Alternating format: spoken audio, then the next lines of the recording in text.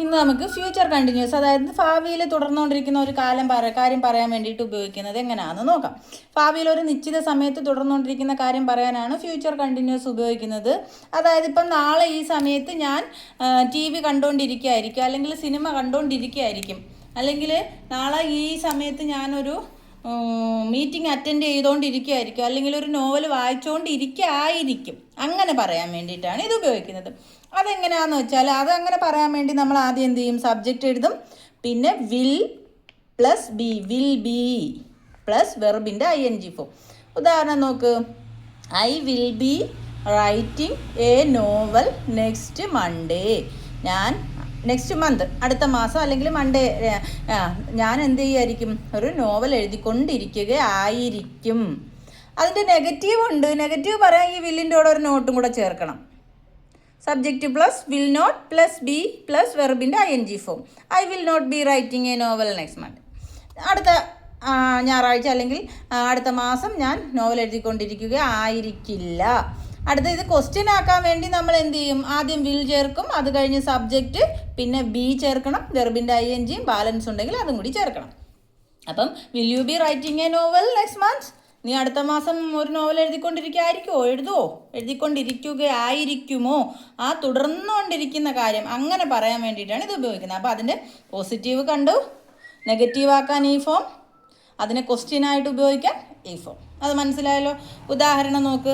ഇതിന് വേറെ ഒരുപാട് കോംപ്ലക്സ് കാര്യങ്ങൾ പറയുന്നുണ്ട്, പക്ഷെ തുടക്കക്കാർക്കായതുകൊണ്ട് ഇത് മാത്രം അറിഞ്ഞിരുന്നാൽ മതി. പിന്നെ നമ്മൾ ഒരുപാട് പഠിച്ച് കഴിയുമ്പോൾ നമുക്കതിനെക്കുറിച്ച് ഡീറ്റെയിൽ ആയിട്ട് പഠിക്കാം. നമുക്ക് 2-3 ഉദാഹരണങ്ങളും കൂടെ നോക്കാം. I will B watching TV at 8 PM. 8 മണിക്ക് ഞാൻ TV കണ്ടുകൊണ്ടിരിക്കുകയായിരിക്കും.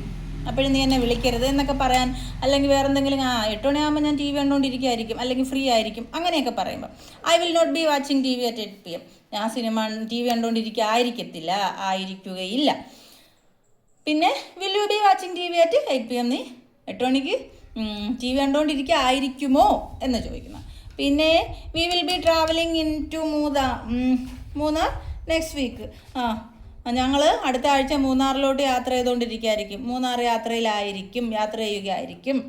I won't be attending the party on Sunday evening. ഞാൻ സൺഡേ ഈവനിങ്ങിൽ പാർട്ടി അറ്റൻഡ് ചെയ്യുക ആയിരിക്കില്ല. വിൽ നോട്ട് ബി വിൽ നോട്ടിനെ ചുരുക്കിയാണ് വോണ്ട് എഴുതുന്നത്. അത് നമ്മൾ പണ്ട് പഠിച്ചിട്ടുണ്ട് വിൽ നോട്ടിനെയൊക്കെ ചുരുക്കുന്നത്. ഇവിടെ അങ്ങനെ നേരിട്ടങ്ങ് പറഞ്ഞതേ ഉള്ളൂ. അടുത്തത് will they B preparing for the party in the morning. രാവിലെ അവർ പാർട്ടിക്ക് വേണ്ടിയുള്ള പ്രിപ്പറേഷനിലായിരിക്കുമോ? കണ്ടോ, വിൽ ദേ അവർ ആയിരിക്കുമോ, പിന്നെ ബിയും കൂടെ ചേർക്കണം, പ്രിപ്പയറിംഗ് വെർബിൻ്റെ ING ഫോമും ബാലൻസും. കണ്ടോ? അടുത്തത് നോക്ക്, my brother will be studying in the library tonight. ഇന്ന് രാത്രി എൻ്റെ സഹോദരൻ ലൈബ്രറിയിൽ പഠിച്ചുകൊണ്ടിരിക്കുകയായിരിക്കും. തുടർന്നുകൊണ്ടിരിക്കുന്ന ഫ്യൂച്ചറിൽ തുടർന്നുകൊണ്ടിരിക്കാവുന്ന ഒരു നിശ്ചിത സമയം, ടുനൈറ്റ് ഇന്ന് രാത്രിയിൽ എന്ന് പറയുമ്പോൾ. അടുത്തത് will he B waiting for me tonight. ഇന്ന് രാത്രി അവൻ എന്നെ വെയിറ്റ് ചെയ്യുകയായിരിക്കുമോ? അതും തുടരുന്ന കാര്യം പറയാനാണ്. അപ്പോൾ ഭാവിയിൽ ഒരു നിശ്ചിത സമയത്ത് തുടർന്നുകൊണ്ടിരിക്കുന്ന ഒരു കാര്യം പറയാൻ വേണ്ടിയിട്ട് ആണ് ഫ്യൂച്ചർ കണ്ടിന്യൂസ് ഉപയോഗിക്കുന്നത്. അതിൻ്റെ പോസിറ്റീവ് പറയാനും നെഗറ്റീവ് പറയാനും അതിനെ ചോദ്യമായിട്ട് ചോദിക്കാനും ഉള്ള കാര്യങ്ങളും നമ്മൾ പറഞ്ഞു കഴിഞ്ഞു. കണ്ടല്ലോ. ഇനി സ്വന്തമായിട്ട് നിങ്ങൾ ഓരോ സെൻറ്റൻസുകൾ ഉണ്ടാക്കി നോക്കണം. ഓക്കെ.